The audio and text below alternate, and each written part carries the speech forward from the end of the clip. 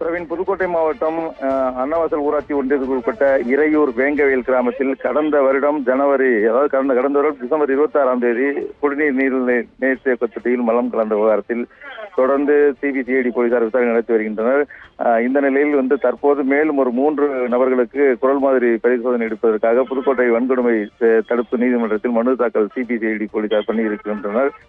ஏற்கனவே இது தொடர்பாக 31 நபர்களுக்கு பல்வேறு விதமான சோதனைகள் நடத்தப்பட்டிருக்கிறது. 10 பேருக்கு உண்மை கண்டறியும் சோதனையும் நடத்தப்பட்டிருக்கிறது. தற்போது அதாவது ஏற்கனவே 2 பேர் குரல் மாதிரி எடுக்கப்பட்ட நிலையில் மேலும் ஒரு 3 பேருக்கு எடுக்க வேண்டும் என்று இன்று சிபிசிஐடி போலீசார் புதுக்கோட்டை வன்கொடுமை சிறப்பு தடுப்பு நீதிமன்றத்தில் மனு தாக்கல் செய்துள்ளனர்.